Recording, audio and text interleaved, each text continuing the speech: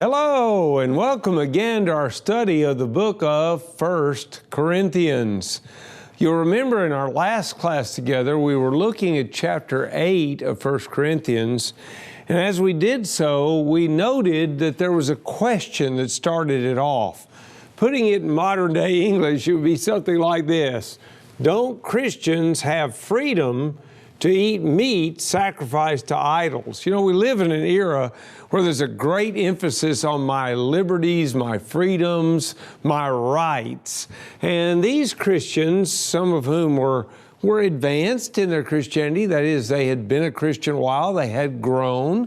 Some of them felt like they were being constrained, and they wanted to know, Paul, is it all right if we eat meat offered to idols? Some were saying no, some were saying yes. What's your take on it? Paul began to answer. As he did so, he let them know that we all know an idol is nothing. It's just nothing.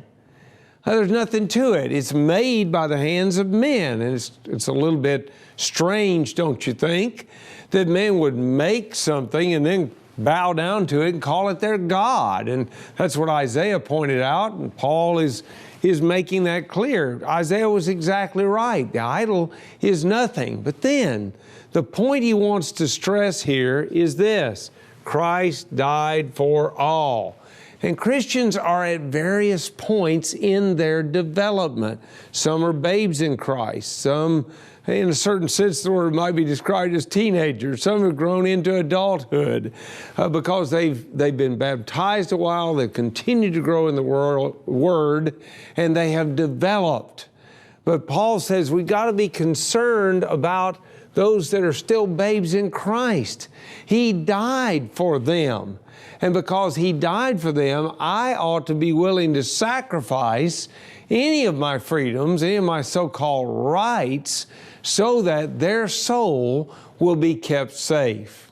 Now, having dealt with that question, Paul next goes into the defense, as it were, of his apostleship, but more especially the defense of his right as a preacher. And we're going to look at his view of preaching in just a moment. May I reach heaven's joys, O bright and sun, heart of my heart, whatever befall, still be my vision, O ruler of all. Paul opens up chapter 9 of 1 Corinthians with what a method that's called interrogation.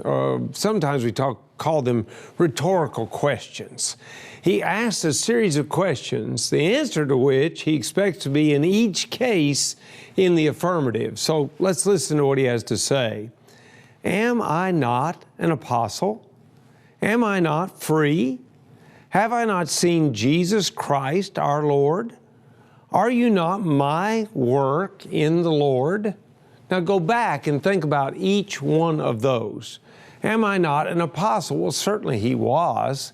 He was called by Jesus Christ to be an apostle. And by the way, that fact was accepted by the other apostles. Paul talks about that in the book of Galatians chapter 2. And so certainly he is an apostle, one sent by Christ.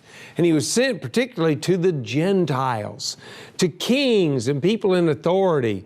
Paul had a special assignment from the Lord. He was the Lord's apostle. He then says, am I not free? Now, he's going to elaborate on what his freedoms should have allowed him to do. But for the time being, he's saying, I'm not a slave to anybody. Now, obviously, he knows he's a slave to Christ. And we'll see that in various things that he writes, like in Romans chapter 6. But he's free in the sense that no man owns him. He's not a slave to any man. And then he goes on, have I not seen Jesus Christ our Lord? Now, anybody that's read the book of Acts knows, well, certainly he did. He saw him on the road to Damascus, and he probably saw him on at least some other occasions as the Lord instructed him. And I don't know details about that beyond what Paul wrote in his letter to the Galatian Christians. But what I do know is that he could truthfully say, I've seen the Lord, and they should have known it as well. And then he says, are you not my work in the Lord? And they certainly have to concede that. Paul was the one that first brought them the gospel. Paul was the one that taught them and through whom they came to obey the gospel. And so, yes, they were his work in the Lord. And they are a demonstration, as he's going to show very quickly, they're a demonstration of who he is and what he is about. And so he begins with interrogation or rhetorical questions. We've heard what he's talking about. All the answers are in the affirmative, and then he presses on. If I am not an apostle to others, yet doubtless I am to you, for you are the seal of my apostleship in the Lord. Now, there might have been those who said he was not an apostle. My suspicion from reading this book, 1 Corinthians and 2 Corinthians, is that there were false teachers who had come into Corinth who said, Paul's not an apostle. So he says, well, they may not think I'm an apostle, but you folks, the church at Corinth, you are my seal. Now, seal. What's he talking about? We don't have to do this too often anymore, but every now and then someone will say, would you sign this document and go get it notarized and then mail it to me so that I can have an official copy? All right, the notary has a press, I would call it, that leaves that impression of their seal in the paper. After you sign or after I sign, they press that down and sign it, giving the terms of their legal right to be a notary public. And that is what? That says this really is Gary Hampton's signature, for example. Well, Paul says, other people may not think I'm an apostle, but you're the seal of my apostleship. I could show you as a church to anybody, and you would demonstrate beyond a shadow of a doubt that I'm an apostle. And they should have known that because he was the one that had worked among them. Their lives vouched for the validity of the Apostle Paul's apostleship. So verse 3, my defense to those who examine me is this. Now pause just a minute. The word defense there is literally a word that conveys the idea of an in-court defense. It's almost like Paul is envisioning himself as on trial. And in the courtroom, if he were going to defend his apostleship and what he did in reference to taking money or not taking money in preaching, here are the arguments he would make in court. And so here comes his defense. Verse 4, do we have no right to eat and drink? In other words, he's saying, don't we have the authority to eat and drink? Isn't that within our right? Now he's going to prove that it is within his right by the next things that he says. Do we have no right to take along a believing wife, as do also the other apostles, the brothers of the Lord, and Cephas? In other words, since I am an apostle, approved, by the way, by the other apostles, as we've already observed, since I am an apostle, don't I have the same rights they do? They're married, many of them. They take a believing wife, a Christian wife, along with them in their journeys. Don't I, Paul, have the right to do that? The obvious answer is, well, of course you do. And then he talks about the Lord's brothers. And he says they, too, are married. And then specifically, he zeroes in on Peter. He says, like Cephas or Peter. Don't I have the right to be like them? Well, the obvious answer is, of course you do. You have as much right as they do. So proceed.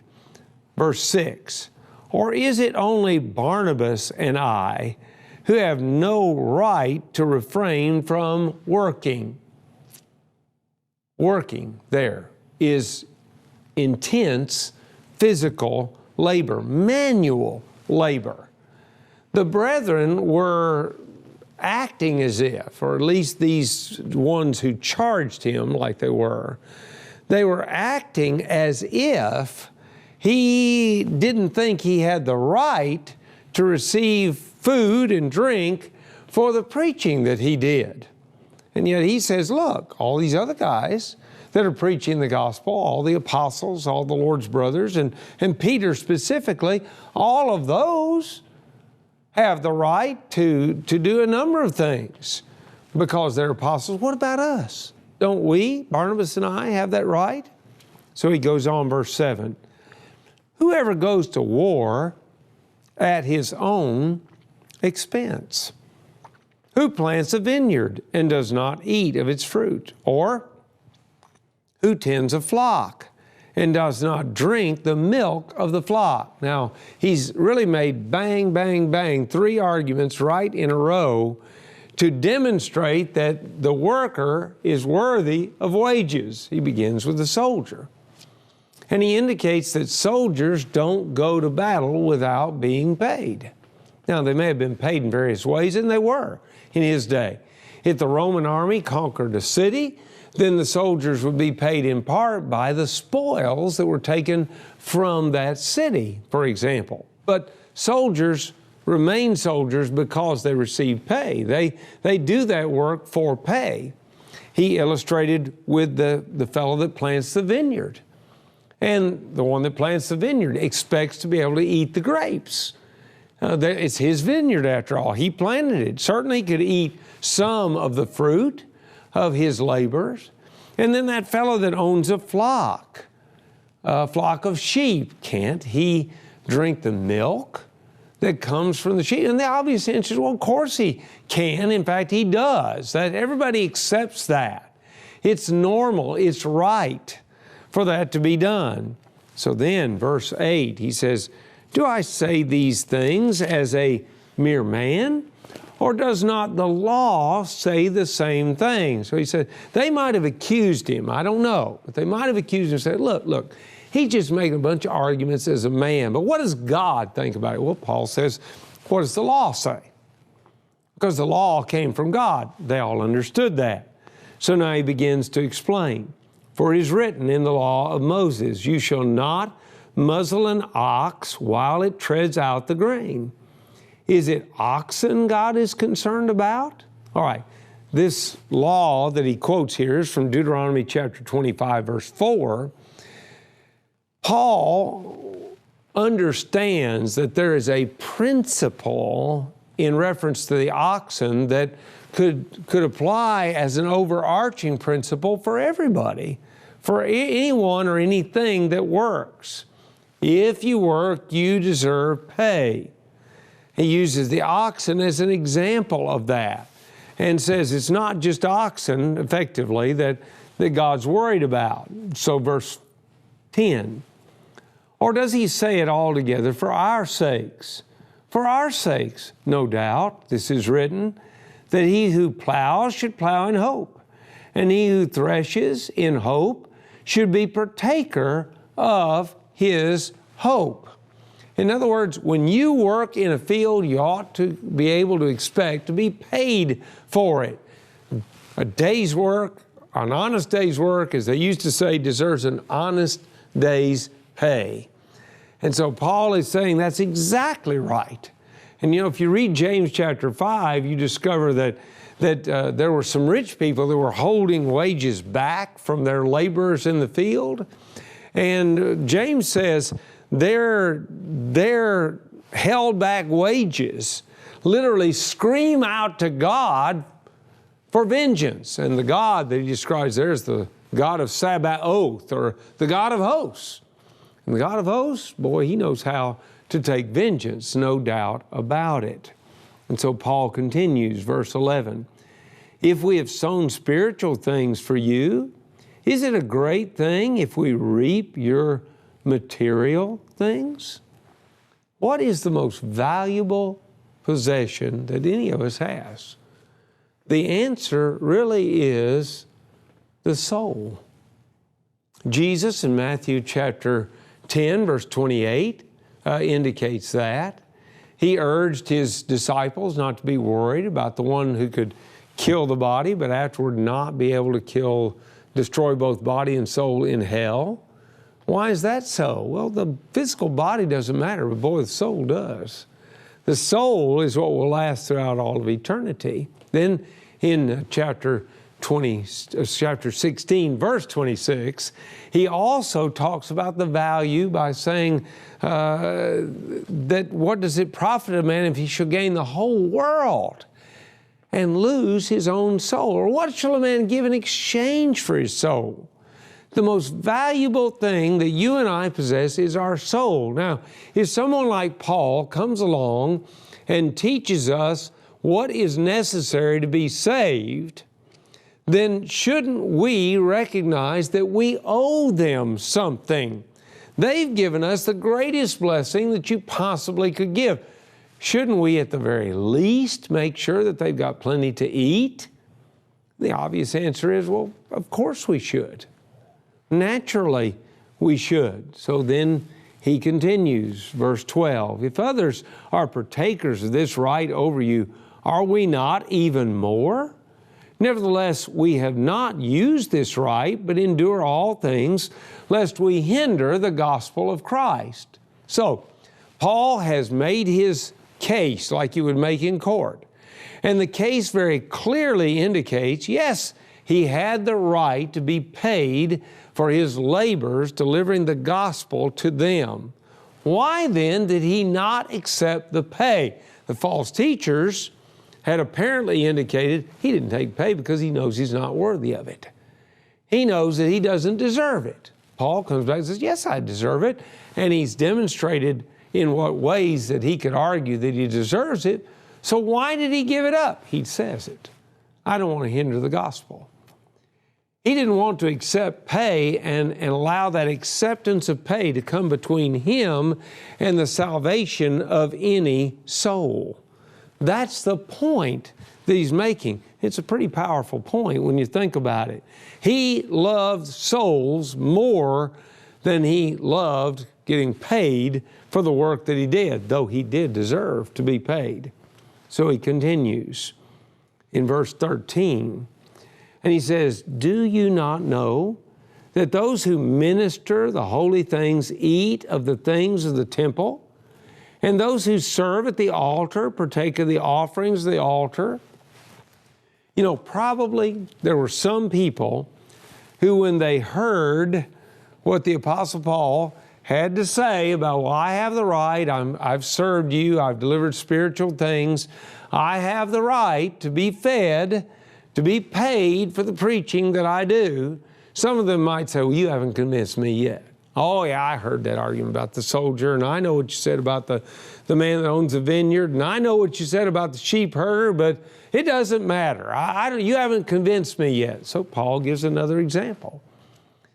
Under the law of Moses, the men who served in the tabernacle, later in the temple, ate of the things that were offered there. The entire animal was very rarely sacrificed. And so what we need to realize here is that they were they were paid with what remained of that sacrifice. They ate of the things that had been offered at the altar. In much the same way, Paul, as an apostle, deserved to be paid for the work that he did. That's the argument that he's making. And then he makes what might be the capstone argument of this section, when in verse 14 of 1 Corinthians chapter 9, he says, even so, the Lord has commanded that those who preach the gospel should live from the gospel. The Lord commanded? You know, I've got to tell you the honest truth. If you'd have asked me off the cuff before I studied for this lesson, if you just said, did the Lord ever command that the people that worked for the gospel should be paid for the work that they do? I would have said, I don't know.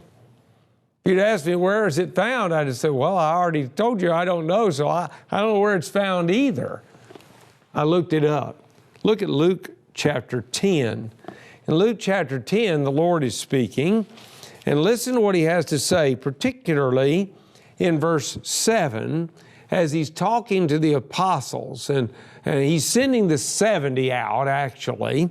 And as he sends them out, he says, and remain in the same house, eating and drinking such things as they give, for the laborer is worthy of his wages. Do not go from house to house. So the Lord did command, didn't he?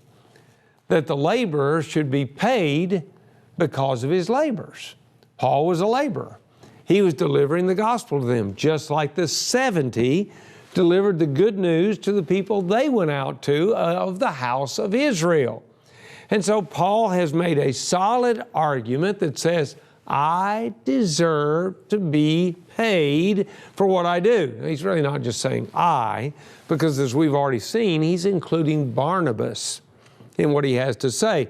But he could say, and we could say, they both, Paul and Barnabas, deserve to be able to make their living by the preaching and teaching of the gospel.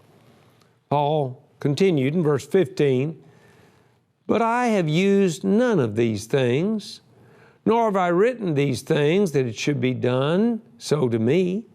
For it would be better for me to die than that anyone should make my boasting void. Paul had the right. He had the right to be paid for the preaching of the gospel, but he gave up the right. I am now, I guess you can probably guess it by looking at my hair and maybe some of my wrinkles, that I am now a senior. Certain church parking lots have special designated slots that say senior or seniors. And you have to be a senior, supposedly, to park in that spot. I have the right now, because of my age, to park in that spot. But I forgo that right. I don't need to be close. I'm still very healthy, thank God. I'm perfectly capable of walking a little bit further from my parking spot to get into the church building. And I know that's a meager illustration, but it drives home the point. Paul had the right to be paid for his preaching, but he gave it up. Why, Paul? He's not talking about walking into a church building. He's talking about the salvation of souls. And for him, if anybody had have said, you know, that Paul, I know what he said to you, and I know you're thinking about obeying the gospel, but you know, he's only doing that for the money. He's only preaching because he can make a living that way. He's not really worried about telling you the truth, or he's not worried about your soul at all. Paul said, I'm not going to give them the chance. I'm not going to accept pay.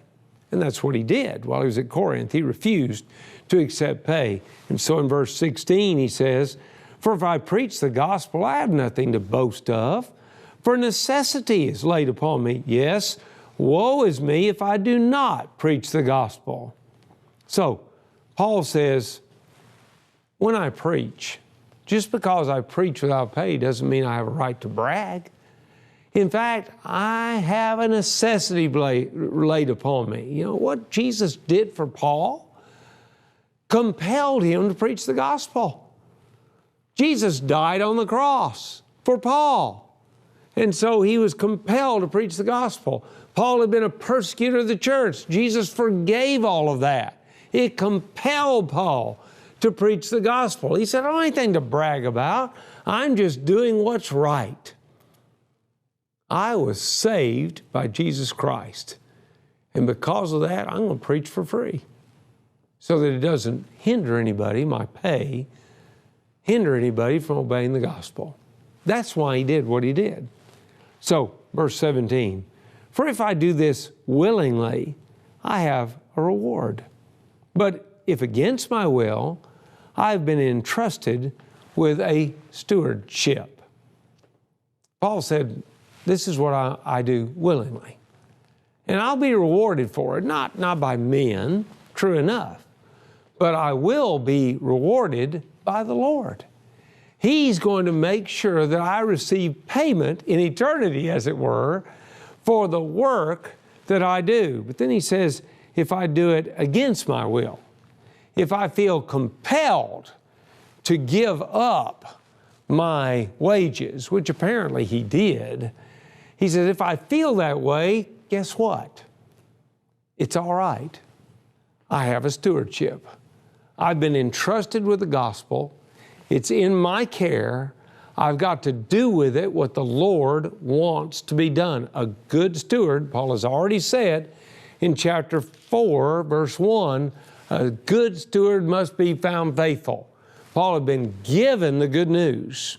He was a steward over that great good news that would set men free. And that being the case, even if they made him preach without pay, it'd be all right, because he'd be doing what the Lord gave him the wonderful blessing to be able to do. So verse 18, what is my reward then?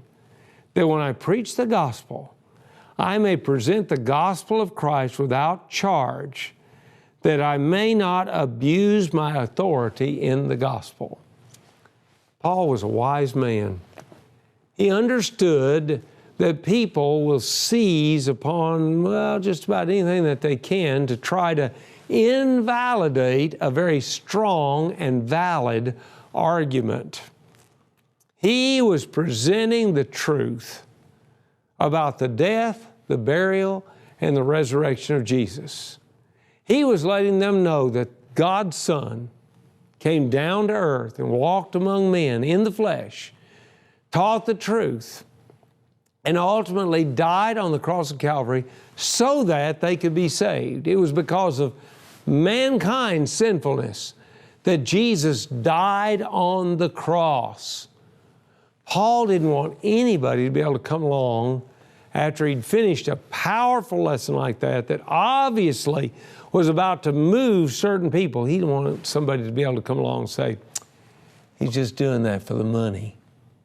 He doesn't really care. He doesn't really believe in it. By foregoing pay, Paul felt like he would give himself more opportunities to teach more people. So, in this section of the letter, Paul has made it clear he was an apostle. As an apostle, he had a right to be paid for the work that he did. He had a right to lead a wife about, like the others did. He gave up many of his rights so that he could win more people to Jesus Christ. What should you and I do to be able to better reach the lost? Heart of my heart.